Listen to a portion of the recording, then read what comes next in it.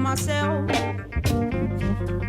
like I knew I would. I told you I was trouble. Yeah, you know, now no.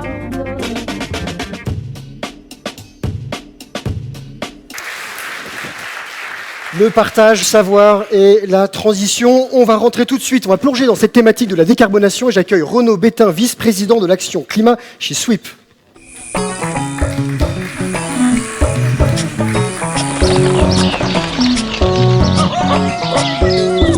Merci.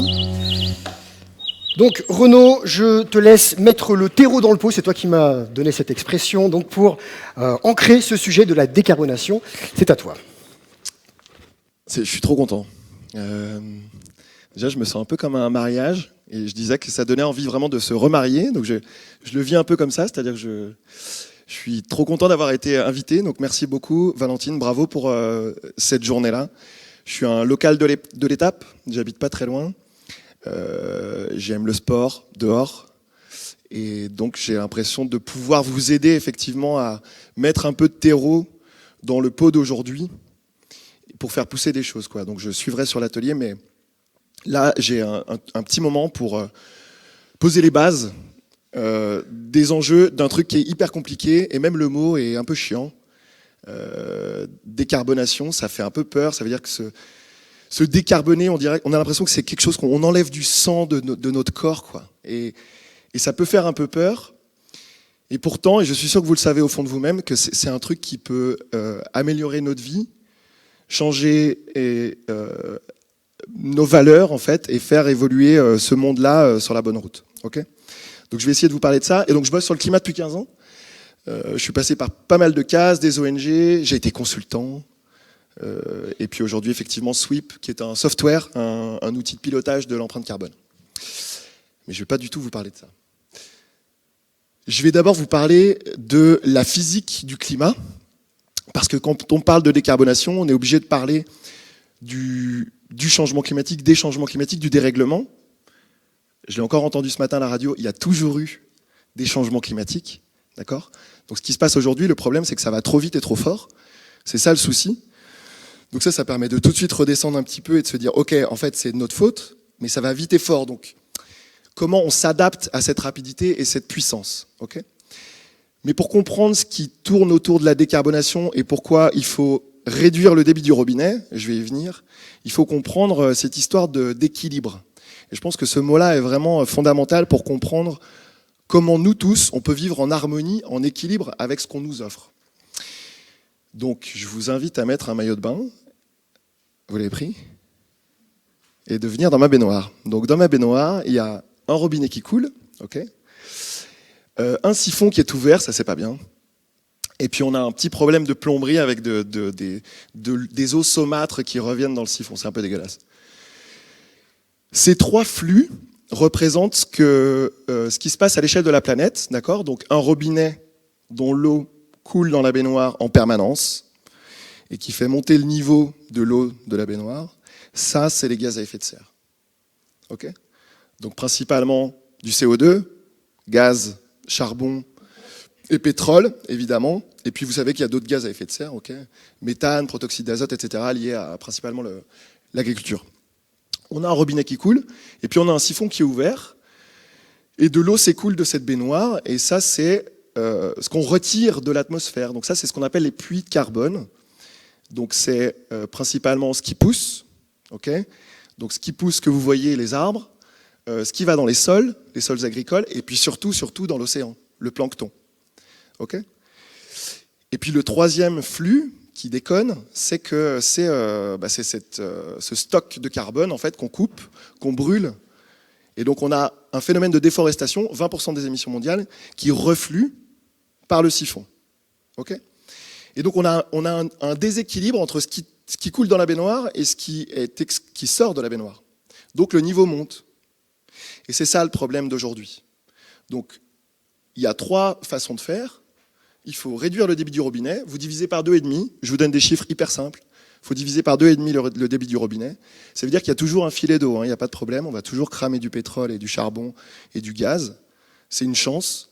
On va juste en cramer un peu moins. Donc on divise par 2,5. On multiplie par 2 le captage des puits de carbone. Donc c'est-à-dire qu'on ouvre le siphon qui est limité. La taille du siphon est limitée. Autrement dit, vous ne pouvez pas planter des arbres partout sur la planète, ça ne fonctionne pas. D'accord ? Donc on est contraint par la taille du siphon. Et on appelle le plombier. Donc non, Bolsonaro, c'est terminé. Mais c'était lui, le plombier. Donc on appelle le plombier et on règle le problème de la déforestation. 0 déforestation, 2 fois plus de puits de carbone, et on divise par 2 le débit du robinet. Ça, en fait, ça fait qu'on a toujours de l'eau qui coule dans la baignoire, vous êtes bien, et on a un stock de carbone dans l'atmosphère qui est stable. Ok ? Ça, c'est la neutralité carbone mondiale.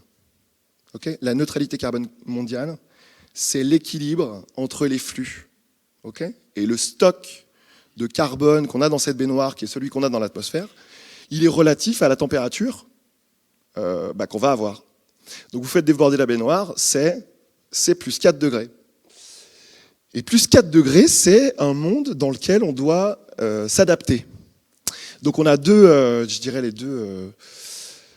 les deux grandes mamelles de l'action au climat, c'est l'atténuation, réduire le débit du robinet, et s'adapter. Parce que vous avez un phénomène en fait d'inertie du système climatique. C'est un peu comme quand on était dans ces vagues de Covid, quoi. Quand on réagissait et que finalement les résultats arrivaient 2 semaines après. On restait chez nous, et 2 semaines après, ça baissait. C'est exactement la même chose. C'est-à-dire que ce qu'on fait aujourd'hui va avoir des impacts dans les 20-30 prochaines années, on en est sûr. On n'a pas de grand Dyson pour capter tout le CO2 de l'atmosphère, ça n'existe pas.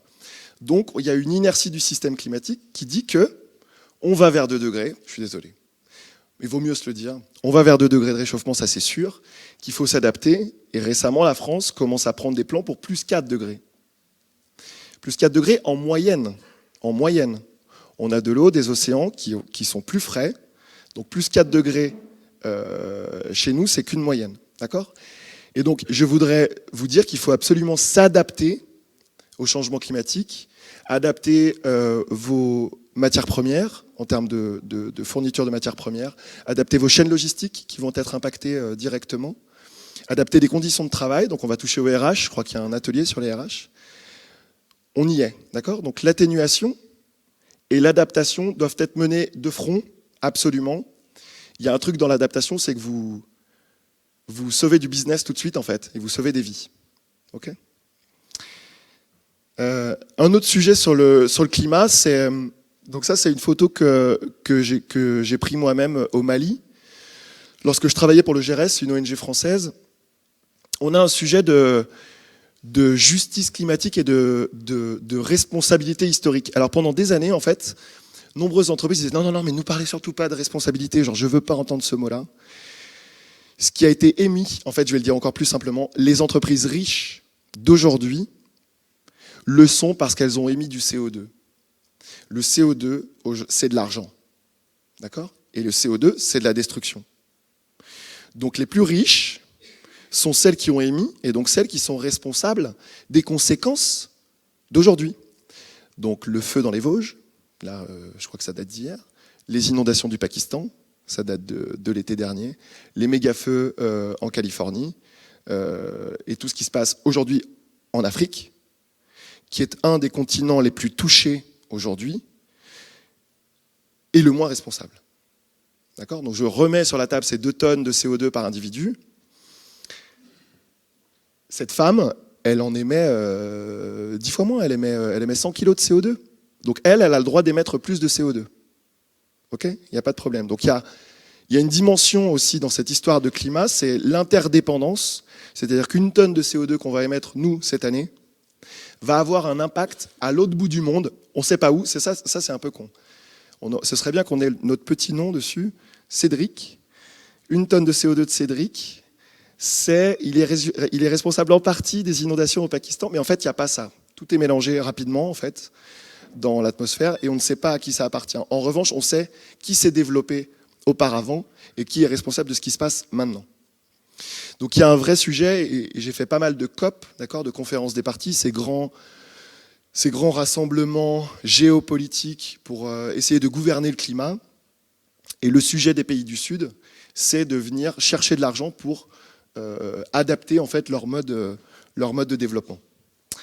Ça veut dire que quand vous réduisez vos émissions aujourd'hui, vous contribuez à l'adaptation des pays, ces pays-là, et à l'adaptation de notre économie ici. Donc se décarboner, c'est être plus résilient. Je vais même le dire encore plus simplement, se décarboner, c'est augmenter les opportunités et réduire vos risques. Je ne parle plus de papillons, de cigales et autres gypaètes barbus. Vous êtes des entreprises, il faut parler de risques et d'opportunités. Si vous avez ça au fond de vous et que vous avez des papillons dans la tête, faites-vous soigner.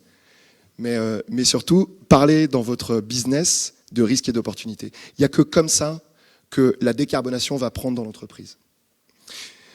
Et donc, il y a un petit sujet d'interdépendance, et je dirais même en fait de dépendance, à l'autre bout du monde, c'est que tout ne vient pas de chez nous, et qu'on est tous pétris, remplis d'émissions importées de l'autre bout du monde. Okay ? Donc ça veut dire que, et donc Cédric, tu as mentionné la supply chain, vos achats, ça fait partie, alors je drop des petits noms techniques, Scope 3, donc Scope 1, 2, 3, le bilan carbone de l'entreprise, Scope 1 et 2, vos émissions directes, c'est que dalle, chez vous c'est 5% des émissions, et vos émissions indirectes, c'est-à-dire partagées avec les autres, partagées avec eux en fait, c'est 90% de vos émissions. Ça veut dire que si vous voulez vous décarboner, vous êtes obligé de regarder cette image et dire « Ok, alors qu'est-ce que j'ai fait qui ne va pas là ?» Vous êtes dépendant de ceux qui vous fournissent vos matières premières et vos services. Donc on va en parler sur l'atelier, mais les fournisseurs de services sont les premiers fournisseurs de décarbonation de leurs clients. On est main dans la main. Et donc c'est exactement cette histoire de la tonne de CO2 que vous émettez aujourd'hui qui a un impact au Pakistan. En fait, ce que vous avez dans votre bilan carbone, ce sont les émissions des autres. Et c'est génial. C'est la meilleure nouvelle aujourd'hui. C'est que si vous voulez agir, eh ben vous n'êtes pas tout seul. Il y a des recoupements partout. On partage la responsabilité de nos émissions de CO2. Donc ça implique ce que vous faites aujourd'hui, c'est être ensemble pour poser les bases d'une action collective. Et franchement, la meilleure action collective, c'est le Paquito, quoi. Donc j'espère qu'il y aura un Paquito ce soir. Je suis désolé, je ne reste pas, mais volontiers, j'aurais lancé ce Paquito. En fait, vous avez des fournisseurs quoi, qui vous font passer vers la décarbonation. Donc vous avez vraiment la chaîne de la décarbonation, c'est-à-dire les parties prenantes dont vous dépendez. Alors les parties prenantes, ici c'est les clients, enfin c'est vos fournisseurs, mais ça pourrait très bien être, si vous êtes un investisseur, c'est vos participations, vos prises de participation, donc les entreprises dans lesquelles vous avez investi. C'est vos employés, quand ils se déplacent, quand ils font des choix de ce qu'ils vont manger entre midi et 2. Alors normalement, c'est même pas dans le bilan carbone, ça, mais quand même. Mais donc du coup, vous dépendez des autres, et donc ce qu'il faut organiser, c'est un Paquito géant. C'est ma proposition de la journée. Paquito géant pour décarboner collectivement. Okay ? Et donc ça, c'est vraiment le sujet le plus passionnant du moment, c'est les achats découvrent qu'ils ont dans leur besace 80% du bilan carbone. Et ce qui est dingue, c'est que pendant des années, donc 20 ans qu'existe le bilan carbone, de la méthodologie de comptabilité, 20 ans en gros qu'on sait comment faire pour réduire. Et juste aujourd'hui, je participais à un dîner avec les Chief Procurement Officers des grandes boîtes françaises, et tous disaient, bon, c'est le début du chemin. Ouais, c'était dur à entendre, mais on en est là, c'est-à-dire qu'ils viennent de capter que leur métier va être impacté et que demain, au-delà des volumes et du prix, il va falloir qu'ils aient un autre élément de comparaison qui est « Ok, je t'achète ça et ça émet combien ça ?» Parce que du coup, je vais aller voir ton concurrent, s'il émet un peu moins, je vais probablement aller chez ton concurrent. Parce que au-delà de moi, au-dessus de moi, j'ai des engagements, j'ai des investisseurs, j'ai pris des engagements publics et je vais avoir l'air d'un con si je ne réduis pas mes émissions. Donc toi, mon fournisseur, tu vas m'aider à réduire mes émissions. Donc faites un Paquito.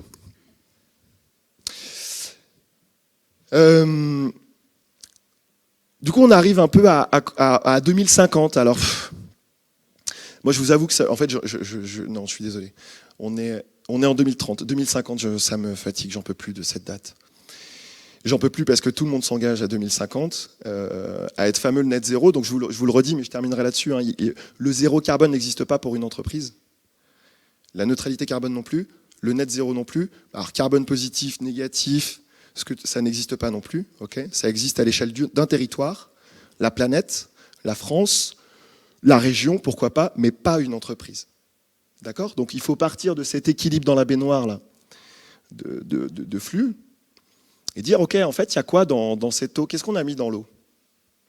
Et donc, on part pour comprendre à quoi vous allez ressembler en 2050, en 2030, dans le futur. À quoi ressemble votre entreprise ? Est-ce qu'elle est alignée avec le puzzle ? Est-ce que vous êtes une partie ?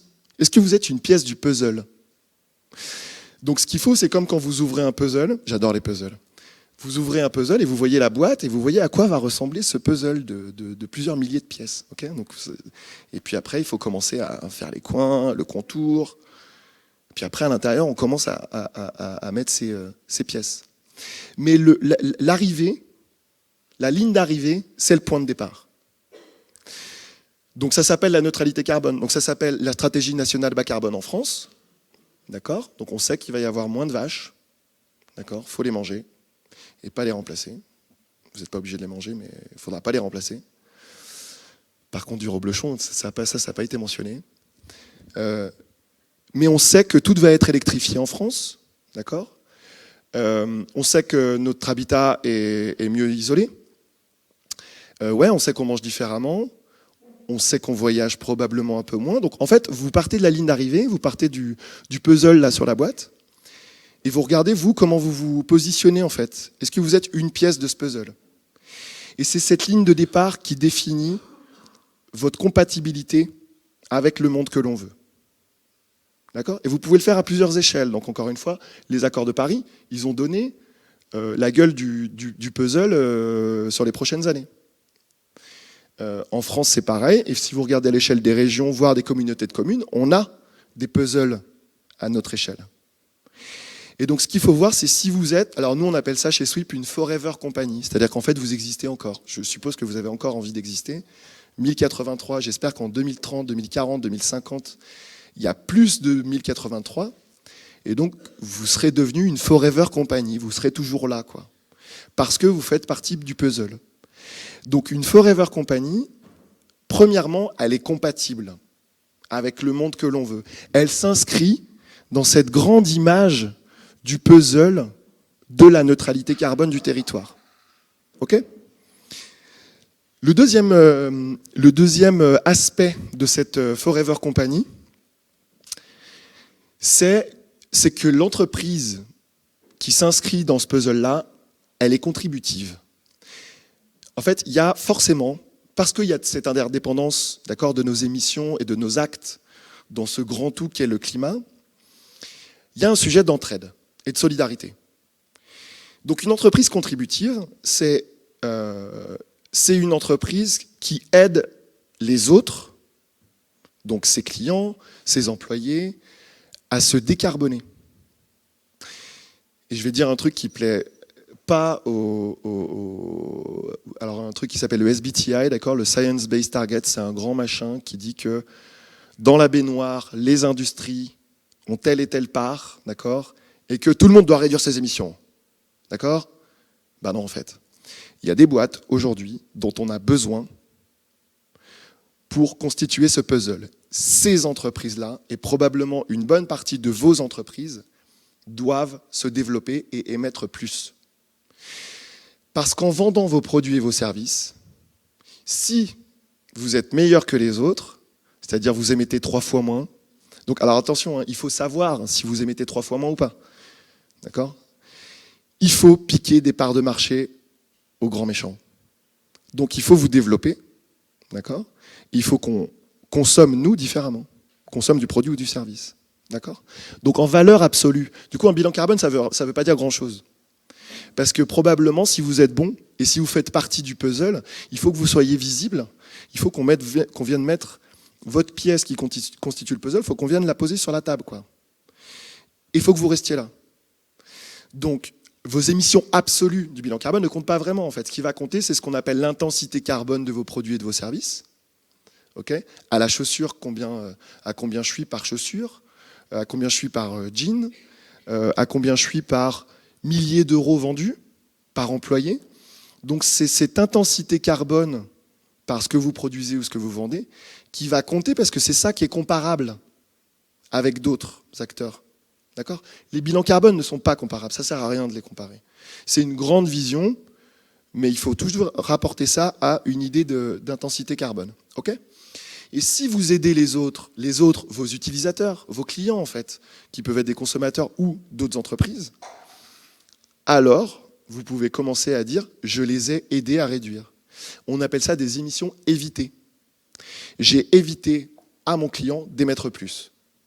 Donc il faut bien que je me développe. Les installateurs de pompes à chaleur, putain, mais il faut enchaîner quoi. Faut en produire, faut y aller. Un jean 1083 doit remplacer d'autres jeans qui sont 3 à 4 fois, voire 10 fois plus émetteurs, plus impactants, et évidemment, il n'y a pas que le carbone. Ok ? Donc c'est une entreprise qui est toujours là en 2050 et qui fait partie du puzzle. C'est une entreprise qui est compatible avec la ligne d'arrivée, une entreprise qui est contributive, et franchement, le truc qui est le plus difficile pour moi à aborder, c'est une entreprise qui est utile. Et ça, c'est chaud parce que, en fait, on pose la question de l'utilité et des besoins de chacun. Donc vous êtes d'accord avec moi pour dire que ça, on n'en a pas trop besoin. On a un truc qui est plutôt bien fait, ça s'appelle la peau des fruits. Donc il y a des aberrations tous les jours. Je donne des cours et je les ai récupérés, tous ces trucs inutiles qui arrivent. Il y a par exemple la pince à boule de neige. Vous l'avez vu ça ou pas ? La pince à boule de neige, donc c'est en plastique vierge, je suppose. Donc vous faites des boules de neige, vous l'enlevez, et puis après vous jetez sur je sais pas qui. Est-ce qu'on a vraiment besoin d'une pince à boule de neige ? Je suis pas sûr. Est-ce qu'on a vraiment besoin d'une bagnole ? Je suis désolé, je vais cibler les retraités, ils ont bien travaillé, tout ça, mais est-ce qu'un couple de retraités a besoin d'un 4x4 énorme ? D'accord ? Je sais pas, je pose juste la question. Peut-être que oui, en fait. Peut-être qu'ils s'occupent, et c'est génial, et j'ai des gosses, et vive les retraités. S'ils s'occupent des gosses tous les week-ends, c'est génial, allez-y. Donc, questionner l'usage des produits et des services, ça pose la question de l'utilité et de l'alignement des entreprises avec le monde que l'on veut. Mais très vite, quand on creuse un peu, c'est la question de la liberté. C'est-à-dire, ok, mais moi, en fait, je suis libre de faire ce que je veux. Vous savez, c'est toujours ça qui revient, en fait, sur ce sujet de la décarbonation. Parce qu'il y a des règles, il y a des limites planétaires et une physique du climat, en fait, sur lesquelles on n'a pas le choix, en fait.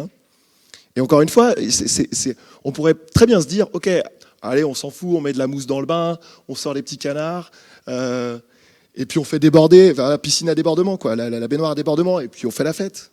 Pas de problème, en fait. Ça veut juste dire qu'effectivement, il faut s'adapter tout de suite à un monde à 4 degrés. Mais au moins, on se le dit. Si on veut limiter et pas faire déborder la baignoire, il y a des règles à respecter. Mais on a une liberté, et vraiment, ça change tout. Alors, je le dis à titre individuel, mais je pense que pour les entreprises, ça fonctionne aussi. On a, en fait, dans ce cadre-là, ça s'appelle les lois, en fait, dans ce cadre-là, on est libre de faire ce qu'on veut.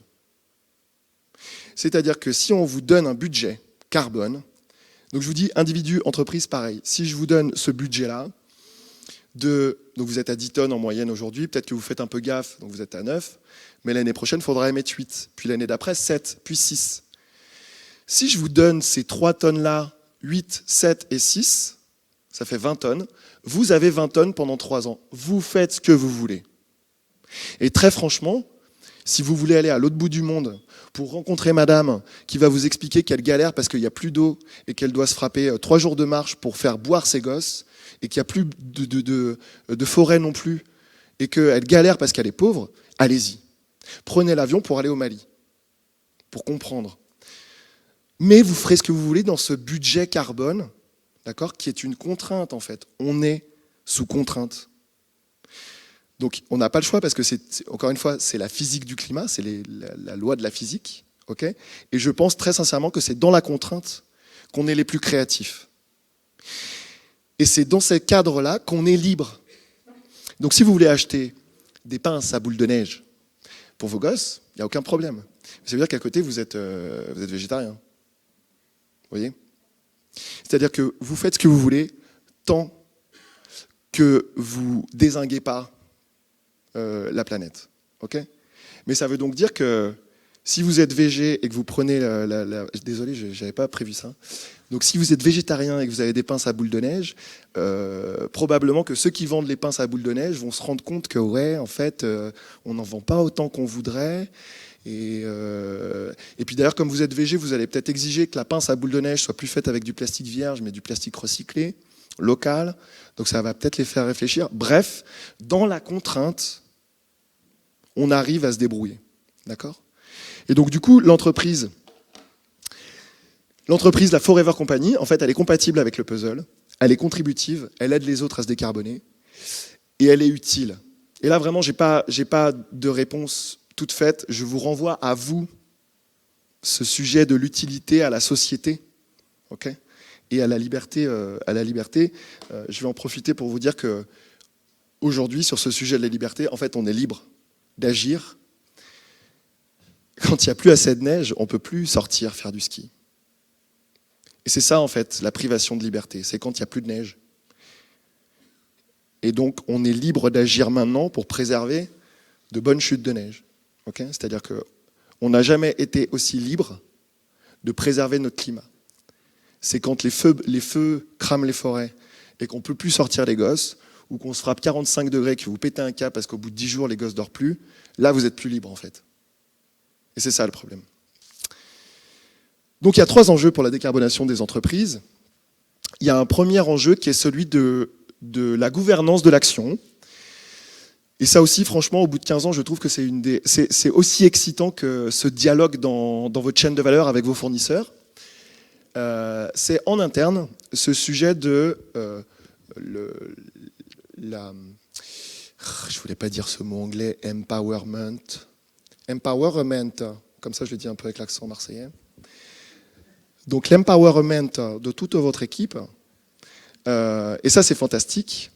Et franchement, Cédric, ce que tu disais, c'est un peu ce sujet-là, c'est les leaders de la supply chain, ceux qui tiennent les rênes de la finance, le marketing, sont les leaders climat d'aujourd'hui et de demain. S'ils ne le sont pas aujourd'hui, c'est qu'ils doivent être révélés. D'accord ? Donc là, pour l'instant, ils sont un peu en des masques, des petites. Ils se réveillent le soir, ils montent sur le toit des immeubles, vous savez, avec comme Batman, quoi. Et en fait, il faut les rendre visibles, c'est-à-dire leur donner les clés de la décarbonation. La personne, le sachant, responsable du développement durable, seul aux commandes, c'est terminé, en fait. Ça a été valable pendant 10 ans, donc cette personne-là s'est battue pour faire comprendre que oui, c'était en fait un sujet de risque et d'opportunité. Mais maintenant, son rôle, c'est un rôle de chef d'orchestre. Et donc, il a une dream team de l'action climat qui chacun agit dans son propre spectre.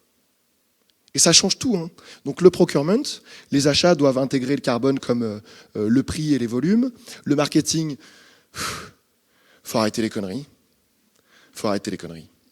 Non mais sérieux, franchement c'est quand même trop dommage. Le marketing a un pouvoir de dingue d'éducation, mais c'est conneries sur conneries quand même. Hein. C'est vraiment des boulettes. Hein. Donc le marketing est capable demain de se dire ok, le pouvoir que j'ai c'est d'éduquer mes parties prenantes en interne, en externe, etc. La finance, reporting financier, mais demain extra-financier, donc ils sont comme ça. Hein. Et donc ça veut dire que chacun va être capable de piloter. Et vous pouvez redescendre à l'échelle des sites. Donc ce qu'il faut faire aujourd'hui, en pensant décarbonation, c'est diviser pour mieux régner sur vos objectifs climat, quoi. Je donne les clés à chacun, et je leur dis maintenant tu pilotes tes émissions. Moi je suis là en chef d'orchestre, en architecte de l'action, et je vois que tout le monde joue sa partition. Ça roule ? Donc la gouvernance. La supply chain. je l'ai dit, je le redis, ce sujet de la dépendance, de l'action vis-à-vis de vos suppliers, de vos fournisseurs, il est fondamental. Vous êtes encordés à vos fournisseurs.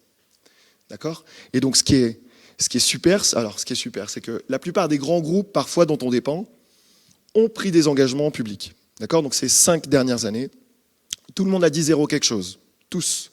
Moi, j'ai eu des gens qui m'ont dit, mais zéro, en fait, c'est quoi ? Ça veut dire quoi pour notre business ? Je dis, mais, je sais pas, t'es utile ou pas ? Je sais pas, mais on sera zéro. Ouais, mais ça veut rien dire. Donc, bref, ils ont pris des engagements publics, validé des cibles de réduction, tout ce que vous voulez, et ils s'aperçoivent que 80% de l'atteinte de leurs objectifs publics va dépendre des autres. Donc c'est cool, parce que finalement, eux se disent, très bien, ça va être aux autres de faire. Les autres, c'est les fournisseurs. Parfois des milliers de fournisseurs, des TPE qui n'ont jamais entendu parler de carbone, de facteurs d'émission, de scope, etc., et qui ont franchement autre chose à faire. Et donc ce qui est en train de se passer là, c'est un sujet de transmission de l'engagement, ok, et d'entraide pure et dure. Donc les grands groupes, et même des boîtes un peu plus grandes, qui dépendent en fait des fournisseurs, leur job, c'est d'embarquer le plus de monde possible. Et on commence à avoir un sujet de pure action collective. Il n'y a pas meilleur exemple que la supply chain et les achats en général pour décrire l'action collective du climat. Si tu ne bouges pas, moi, ça ne bouge pas. Et donc, encore un petit point technique, Scope 3, vos émissions sont partagées, il y a un recoupement. C'est-à-dire que si votre fournisseur réduit ses émissions, Decathlon, prenons cet exemple parce qu'ils sont très bons, ils ont décidé que leur fournisseur sortirait du charbon en 2025, si je ne m'abuse, je crois qu'il y a quelqu'un de Decathlon ici. Ça va se voir dès que je vais couper le charbon, ça va se voir directement dans le bilan carbone de Decathlon. On dira merci beaucoup. D'accord ? Et ils n'y arriveront pas autrement, en fait. Donc, ils sont dépendants de l'action des autres. OK ? Pakistan. Et puis, il y a un troisième sujet. Ça, c'est une vieille pub où donc une boîte de oil and gas, en gros, qui vend du pétrole, se vantait de faire fondre des glaciers. C'est vraiment une pub. Donc ça, évidemment, c'est terminé. Heureusement. Quoique, on pourrait se dire que si on revenait à ce type de pub, peut-être que certains assumeraient réellement ce qu'ils sont en train de faire. Mais ce qu'on a aujourd'hui, c'est un peu ça, c'est le monde des bisounours, quoi. Donc c'est un truc alors le charbon, c'est terminé, les moins 90% de CO2, c'est bon, c'est validé. Alors c'est validé, c'est comme quand donc vous fumez un paquet de clopes par jour, vous allez chez le médecin, il dit ouais, je pense que c'est pas bon. Ok, du coup, vous rentrez à la maison, vous dites, j'ai décidé d'arrêter. Et là, tout le monde, vous faites une grande fête parce que vous avez décidé d'arrêter. Et puis, vous allumez des clopes, quoi. En fait, c'est exactement ce qui est en train de se passer. C'est, non, mais attends, j'ai décidé d'aller au sommet de l'Everest. Ouais! Mais non, vous n'avez pas commencé. Donc, on a fixé les cibles sur le mur. Ok, vous êtes chez vous, vous jouez aux fléchettes. Vous avez fixé la cible, mais vous n'avez pas lancé la fléchette. D'accord ? On ne sait pas la trajectoire que va prendre la fléchette, le geste. Est-ce qu'il faut prendre du 200 grammes, du 300 grammes ? Quelles ailettes vous allez mettre sur la fléchette ? C'est cool, les fléchettes. On ne sait pas, vous n'avez pas commencé à jouer. Donc ce qui est en train de se passer aujourd'hui, c'est qu'on a une série de communications. En fait, le marketing s'est emparé du sujet. Et franchement, c'est bien que la finance, les achats, le marketing s'emparent du sujet, mais il faut comprendre réellement les enjeux qu'il y a derrière de transformation du modèle, quoi. Et ça suffit pas. Ça suffit pas. Donc je vous le redis, le zéro, la neutralité à l'échelle d'une entreprise, c'est n'importe quoi. On a une station essence à Bourgoin, pas loin, qui est littéralement peinte en vert, d'accord, et qui vend des pleins zéro carbone. C'est ça le problème d'aujourd'hui. Et en fait, moi qui ai des gosses, je peux pas, et j'ai terminé là, on peut pas continuer à mal éduquer les consommateurs d'aujourd'hui, les clients, vos clients, hein, entreprises ou individus. On doit arrêter de faire ça. Donc ce sujet en fait de la transmission de l'information par une bonne communication dans un cadre de décarbonation, il est fondamental. Et ce que vous devriez dire avant tout, c'est qu'on est dépendant, qu'on est solidaire et que vous contribuez. Donc ce mot contribuer, il est fantastique parce que c'est positif en fait. Vous n'avez pas réglé le problème en disant ça y est, c'est bon, c'est zéro. Là, ma pince à boule de neige, 0 carbone. Vous pouvez y aller. En fait, ce qui compte, c'est comment ensemble, et vraiment encore une fois, je suis hyper content et merci pour l'invitation, comment ensemble et collectivement, main dans la main, esprit d'équipe, vous arrivez à faire avancer les choses petit à petit. Il y en a un qui galère, c'est pas grave. Allez, viens, je te tire. Et viens, allez, mais il est devant. Vas-y, viens, on regarde comment il fait, lui. Et en fait, cet esprit d'équipe, ce collectif, c'est la décarbonation. D'accord ? Dans la mesure du bilan carbone et tout ça, c'est comme ça, en fait. Ce n'est que ça. Et ça doit se voir dans la coopération au quotidien. Et donc, je pense que vous êtes bien partis pour coopérer. Voilà. Merci.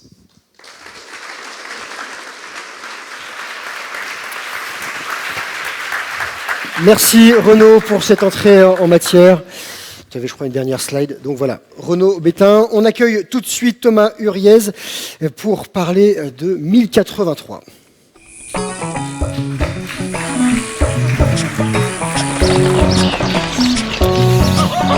Bonjour à toutes et tous.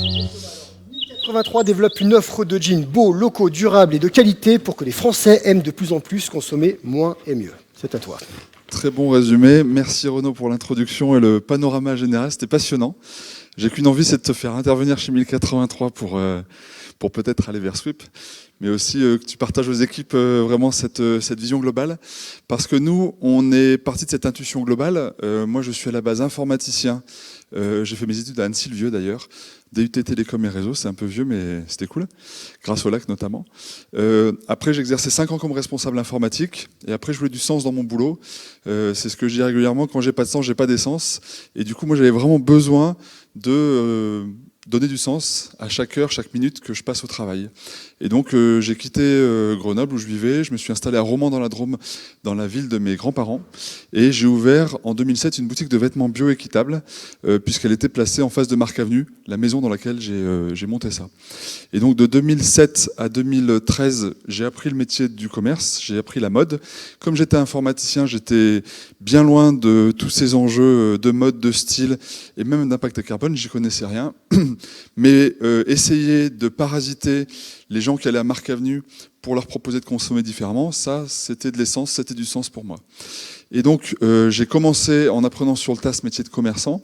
Il y a 2 choses qui m'ont frappé les 6 premières années où j'étais donc tout seul dans mon magasin à Romans. Je vendais des vêtements bio-équitables, donc c'était un peu babacool. Je confesse avoir vendu quelques bonnets péruviens. C'était pas très séduisant dans la forme, mais dans le fond, ça cochait toutes les cases. Et ce bonnet péruvien, il m'a appris 2 choses. Il m'a appris qu'au fond, personne n'est contre le bio et pour le travail des enfants. Quand on est en responsabilité, on est tous écolos. Si vous avez un jardin, vous mettez des tomates chez vous, vous n'allez pas mettre des pesticides sur les tomates que vous allez manger ou donner à vos enfants. Et pareil, votre oncle qui s'en fout de l'écologie et qui se moque de vous si vous êtes vegan, lui non plus va pas mettre de pesticides sur les tomates qu'il va vous faire manger. Donc en fait, on est tous écolos quand on est en responsabilité. Et même au niveau social, c'est le cas. Si on a le choix entre mettre ses enfants à l'école ou à l'usine, on va évidemment les mettre à l'école. Et donc, ça fait se poser la question de pourquoi on n'est pas responsable. Est-ce que vraiment on est irresponsable, ou c'est plutôt le fait qu'on est irresponsable? C'est un mot qui n'existe pas dans le dictionnaire, mais qui fait qu'on est dans une société où toutes les conséquences sont tellement lointaines qu'en fait, on n'est pas en mesure de prendre nos responsabilités. Et donc, quand j'ai compris que finalement, tout le monde était écolo, tout le monde était responsable par nature, un être humain, 90% des gens sont écolos, même s'ils ne votent pas écolo. En réalité, dès qu'ils sont en responsabilité, ils font des choix vertueux. Le problème, c'est pourquoi on ne le fait pas plus. C'est écrit sur un paquet de clopes, fumez-tu. Mais c'est dommage, on attend... ça tue dans 30 ans le cancer. La clope. Si ça tuait dans 30 jours, en fait, on ne fumerait pas. Et donc, c'est la distance entre je décide de fumer et le danger, la mort, qui fait que ça nous désengage, ça nous éloigne, ça nous rend irresponsables de notre geste, alors que c'est écrit rationnellement, fumez-tu. Ça fait 40 ans que les scientifiques nous disent que le réchauffement climatique est notre fait. Ça fait 20 ans que, tu le disais, la compta carbone existe. Mais en fait, nous ne sommes pas des êtres rationnels. Donc, quel levier on trouve pour amener chacun à toucher la raison, puisqu'encore une fois, quand on est en responsabilité, on est raisonnable. Et donc, ce côté-là de découvrir que tout le monde était plus ou moins vertueux, ça c'était encourageant, mais le fait qu'on ne le fasse pas, ça me questionnait. Et du coup, au bout de 5-6 ans, quand ces fournisseurs de marques très engagés, mais un peu trop babacool pour être populaires, pour être grand public, ont fermé, puisque du coup, ils ne touchaient pas assez de monde, c'est là où j'ai décidé de créer une marque de jeans pour toucher tout le monde, parce que le jean, les hommes, les femmes en portent, les jeunes, les vieux, les catholiques, les musulmans, les gens de droite, les gens de gauche. En fait, c'est super universel.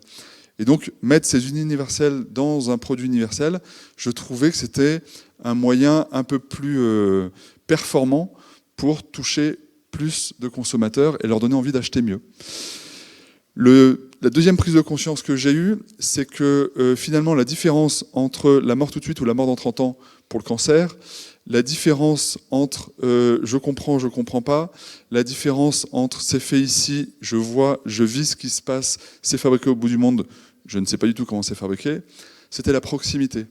Et en fait, pour moi, même si on est des êtres très intelligents, comme on ne décide pas de manière raisonnable, mais qu'on décide avant tout de manière émotionnelle, il m'a semblé que la proximité était le meilleur moyen d'engager tout le monde, non pas rationnellement, mais émotionnellement. Et donc les notions de proximité, on en a identifié 4. La proximité en kilomètres, c'est la plus évidente. Vous avez quelque chose qui est fabriqué près de chez vous, ben, ça vous engage. Vous connaissez peut-être le gars qui l'a fait. Du coup, ben, ça va vous attendrir, vous intéresser, vous passionner. Et donc, vous allez être plus proche, vous allez même en parler. Ça va vous engager. Et donc, vous allez faire des choix plus responsables, puisque du coup, par l'émotion, finalement, ça va vous donner envie de privilégier ce truc que vous connaissez. Ça existe aussi dans l'autre sens, c'est-à-dire qu'il y a un grave accident, par exemple le Rana Plaza qui s'effondre au Bangladesh en 2013, ça va tous nous toucher. Mais comme c'est loin, ça va nous toucher 5 minutes. Après, on va zapper, changer de chaîne, et du coup, à ce moment-là, ben, on va passer à une autre émotion. Si cet immeuble, avec 1300 personnes qui meurent, s'effondrait à Annecy, on passerait devant tous les jours, et du coup, ça nous émeuverait encore. Donc en fait, la proximité de l'accident influe directement. Il y aurait même eu des lois qui auraient changé en France si cet immeuble s'était effondré en France. Donc en fait, la proximité, c'est vraiment facteur d'engagement en kilomètres. En nombre d'intermédiaires aussi. Tu parlais de la supply chain avec tous les intermédiaires. Si vous les connaissez, ces intermédiaires, s'il y a peu de médiateurs entre eux et vous, ben forcément que vous allez mieux vous connaître, vous allez mieux travailler ensemble. En tant que client, vous achetez en circuit court, à la map du coin, ben en fait, vous avez plus de chances de comprendre comment c'est fabriqué que si c'est le téléphone arabe avec 10 intermédiaires. Et notamment dans ce Rana Plaza, il y avait des marques qui avaient donc leurs étiquettes dans les décombres, qui ne savaient même pas qu'elles travaillaient dans cet immeuble-là, chez des fournisseurs qui étaient dans cet immeuble. Donc tout ça parce que la filière est complexe, elle est longue et a beaucoup d'intermédiaires. Le troisième facteur de proximité, c'est dans le temps. Quand une conséquence est immédiate, ça nous fait agir plus vite, ça nous engage plus. Quand la conséquence est lointaine, comme la clope, comme les pesticides, comme c'est loin, ben c'est pas grave en fait. C'est moins grave que si c'était tout de suite. Et du coup, plus on construit des activités qui se nourrissent de la proximité, plus on accélère la transition de nos clients.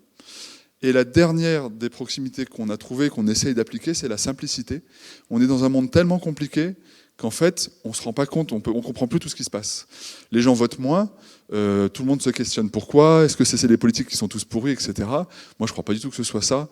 C'est de plus en plus compliqué d'être pourri, tellement tout le monde est fliqué, etc. Tout se sait. Ça devient presque inhumain, je pense, d'être homme ou femme politique, parce que le moindre histoire d'argent, la moindre histoire de cul, la moindre histoire de je sais pas quoi, en fait, ça fait tout de suite quelque chose qui n'est pas soutenable humainement et qu'on ne peut pas se permettre quand on est exposé comme ces gens-là sont exposés. Donc je ne pense pas que ce soit ça qui éloigne les gens de la politique, qui désengage en fait les citoyens. Ce qui désengage, c'est que le monde est trop compliqué. Vous avez les municipales, les départementales, les régionales, les législatives, les élections européennes, etc. Comment voulez-vous faire le choix entre monsieur A et madame B quand vous ne comprenez rien à ce monde hyper compliqué qui bouge trop vite? Et donc en tant que responsable, politique, professionnel, d'entreprise, peu importe son niveau de responsabilité, on a le devoir de produire des choses simples. Si on produit des choses compliquées, on désengage.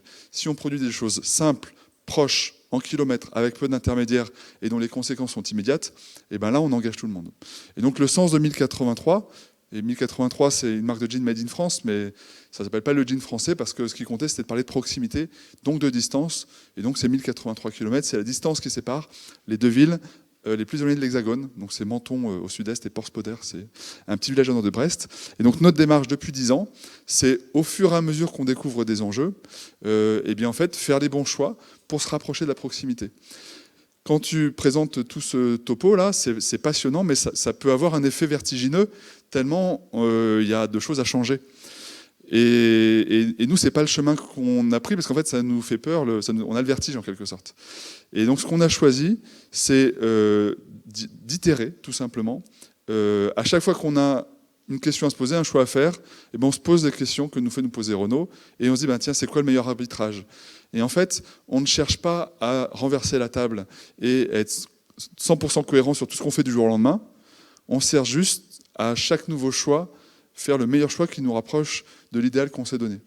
Et en fait, on passe son temps, du coup, non pas à construire un nouveau modèle, mais juste à nettoyer le modèle du présent. Et chaque nouveau sujet, chaque nouvelle problématique est une opportunité de nettoyer notre projet un peu plus. Et cette constance et cette cohérence qu'on s'applique depuis 10 ans, eh bien en fait, elle permet finalement d'aller très vite, puisqu'on est très rapidement touché par des sujets. Donc 1083, on fait des jeans made in France. Évidemment, nos ateliers sont ouverts au public. C'est notre manière d'engager par la proximité nos clients. Si vous aimez le vin, que vous allez chez le vigneron, la bouteille de vin, elle va vous paraître meilleure grâce à l'histoire qu'il vous partagera que la même bouteille de vin que vous achetez au supermarché. Pourtant, c'est la même bouteille au même prix, mais celle bue chez le vigneron avec 1 heure d'échange avec ce vigneron va vous paraître, vous serez plus attentif, vous serez plus dans l'attention de cette découverte, et donc ça vous paraîtra meilleur, ça vous engagez tellement que vous allez acheter plusieurs caisses et que vous allez en parler à vos amis quand vous allez rentrer chez vous. Et bien ça, on le fait par la visite. Cet engagement, il est fondamental pour nous parce que du coup, ça nous évite de payer de l'argent en publicité. Par contre, si quand vous visitez 1083, vous voyez la même poubelle Ikea que celle que vous avez chez vous, vous allez vous dire, 1083, ils se foutent un peu de moi, parce qu'en fait, ils disent acheter français, mais la poubelle, j'ai la même à la maison, elle est Ikea. Et donc, ça veut dire que la poubelle, elle est le média dissonant de notre projet. Si on ne se pose pas la question en achetant notre poubelle, si on ne se rend pas compte qu'en plus de sa fonction poubelle, elle a une fonction, c'est un média, cette poubelle, si on occulte la fonction média de la poubelle, et ben en fait, on alimente une dissonance.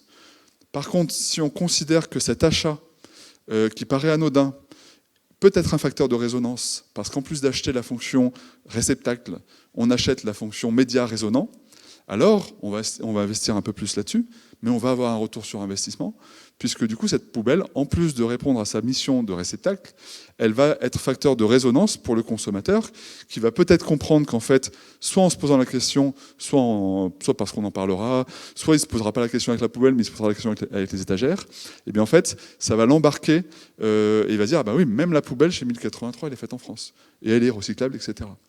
Et donc ça, c'est le pourtour du projet. Mais au cœur du projet, ce que tu as expliqué, 80% de l'impact carbone de ce que l'on fait, ce sont nos produits. Comment on fait pour avoir des produits les plus sains possibles? Le premier facteur de pollution d'un vêtement, c'est la quantité de vêtements qu'on consomme. Le deuxième, c'est la filière de production. Et le troisième, on va dire que c'est les transports, les matières premières. Donc le premier sujet qu'on doit adresser, c'est donner envie aux gens de consommer moins. Ça veut dire qu'il faut qu'on accepte de croître, et c'est notre croissance qui va faire décroître notre marché. Si on confond la croissance du marché et notre propre croissance, en fait, on s'auto-bloque. Alors que notre croissance, à nos alternatives, les alternatives qu'on porte, c'est notre croissance qui va faire la décroissance du modèle que l'on veut combattre. Ça veut dire qu'en fait, il faut donner envie d'acheter moins. Et c'est difficile parce qu'en fait, acheter, c'est agréable. Quand H&M vend un jean, 30 €, on est content d'avoir acheté, parce qu'en fait, acheter, c'est satisfaisant. Je compare la fast fashion à Tinder. C'est satisfaisant, Tinder, en fait. Plan cul, ça marche bien, en fait, c'est cool. Et en fait, comment on fait pour se désintoxiquer de Tinder? En fait, c'est rencontrer la bonne personne, c'est l'histoire d'amour. Et donc, nous, notre difficulté, c'est qu'on ne saura pas produire le même kiff par l'accumulation de consommation, puisque le but, c'est de faire consommer moins, puisque c'est le premier levier de pollution. Et donc, pour faire consommer moins, il faut qu'on donne plus de kiff que juste le moment de l'achat. Et donc, pour ça, ça veut dire maximiser les relations avec le client avant, co-construire le produit, le développer, faire visiter l'usine. Tout ça, ça donne du plaisir avant l'achat. Ensuite, le consommateur achète, et là, il a le même plaisir que ce soit chez nous ou chez n'importe quel magasin. Et ensuite, il faut absolument qu'il ait du plaisir après, à l'usage, soit par les relations qu'on va avoir, parce que du coup, on nourrit notre communauté, soit parce que patiner son jean 1083, ben, ça le rend de plus en plus beau, soit parce que du coup, quand il porte un jean 1083, il sent qu'il est acteur du changement du monde, donc ça lui fait du bien.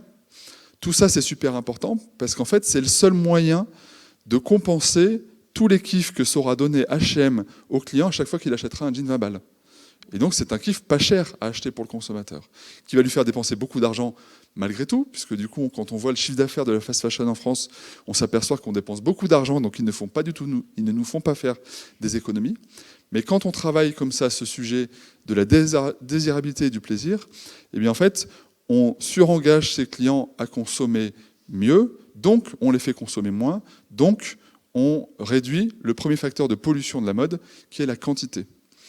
Le deuxième, donc en fait, déjà ça questionne sur le marketing par rapport à ce que tu disais, c'est-à-dire avant même la supply chain qui est responsable de 80% des émissions par sa filière, peut-être qu'une partie de ces émissions, de ces 80%, sont liées à la surconsommation qu'on a stimulée, excitée, à cause de ceux du marketing.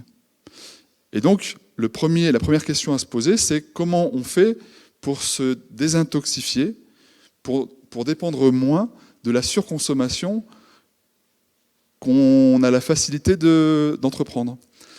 C'est pas pareil d'avoir comme démarche stratégique commerciale de faire consommer plus de produits à plus de clients que de chercher à croître en cherchant à vendre à un maximum de clients le moins de produits possible. Pour les commerçants qu'il y a parmi vous, on a un sujet qui nous stimule tous en magasin, c'est l'indice de vente.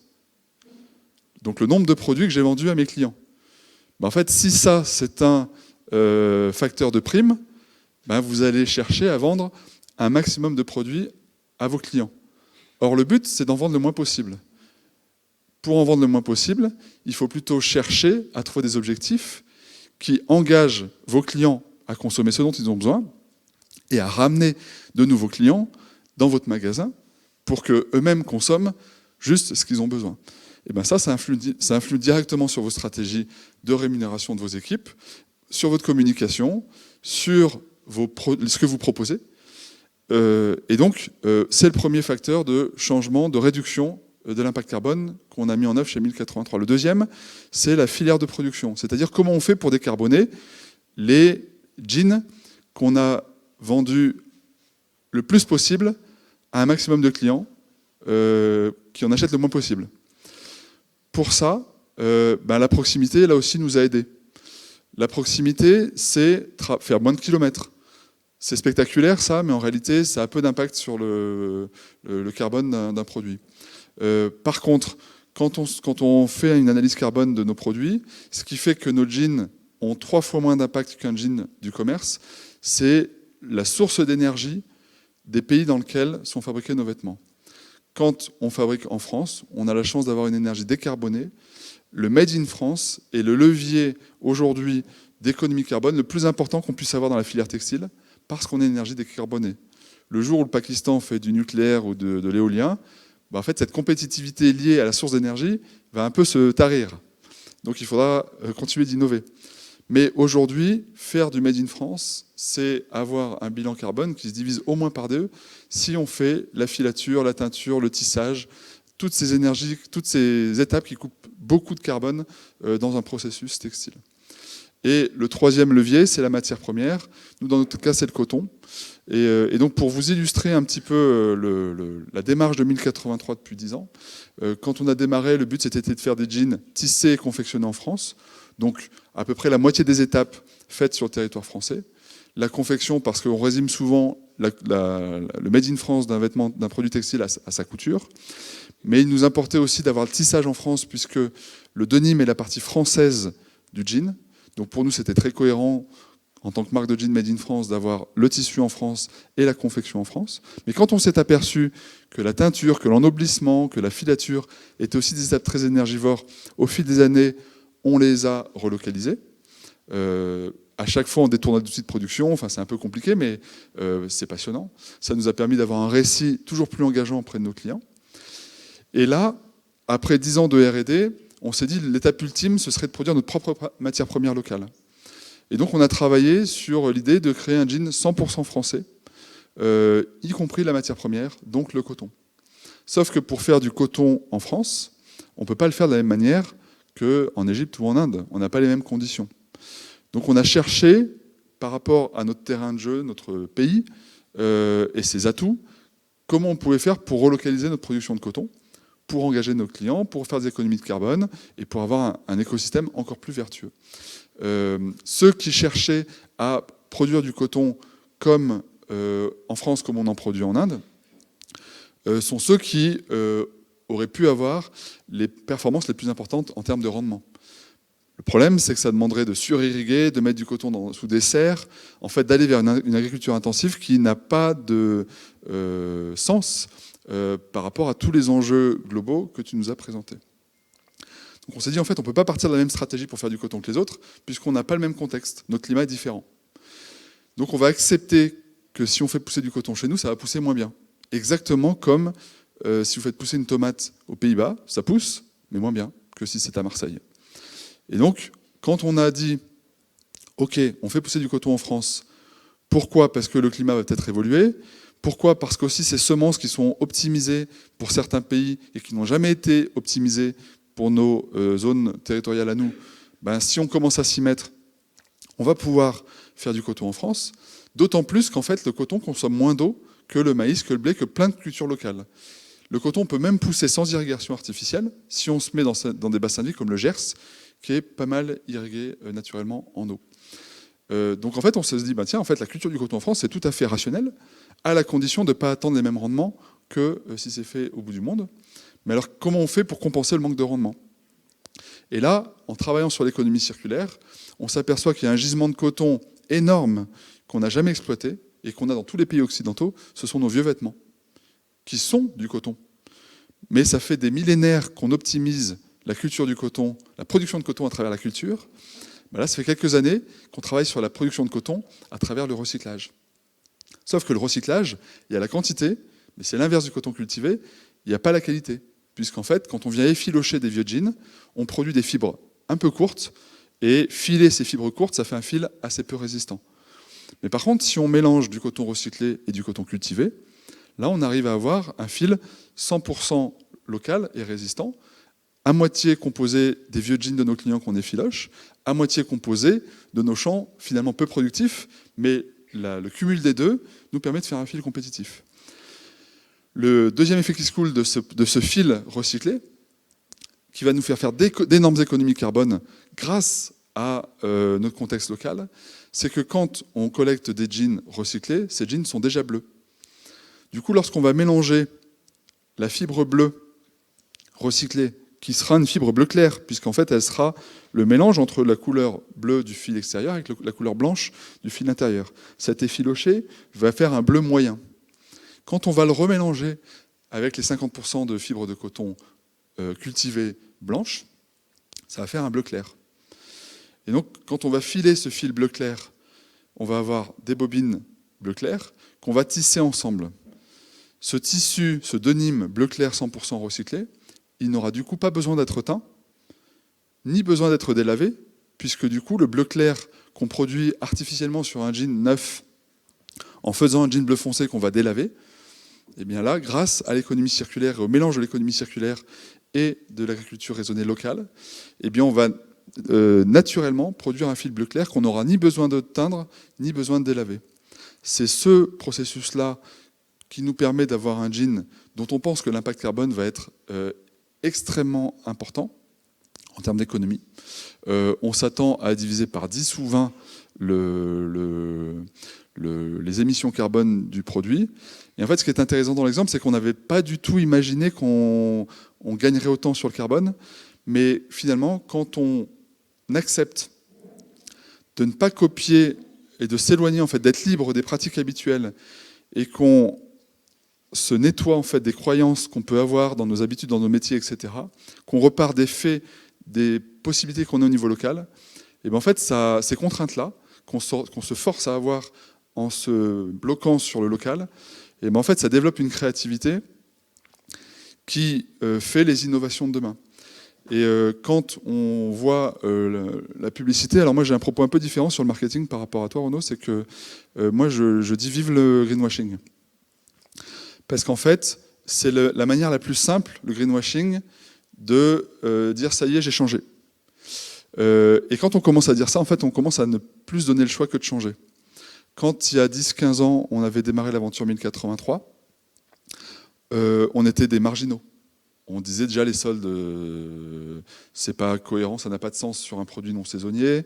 On disait le Black Friday, on comprend pas, ça sert à rien, ça fait juste surconsommer. Quand on le disait à l'époque, c'était radical, ça sortait un peu du lot. Donc le fait d'être en marge nous servait commercialement. Aujourd'hui, tout le monde dit la même chose. D'un côté, ça force 1083 à trouver d'autres liens avec ses clients, puisqu'il ne suffit plus de dire tout le monde dit la même chose, les bisounours.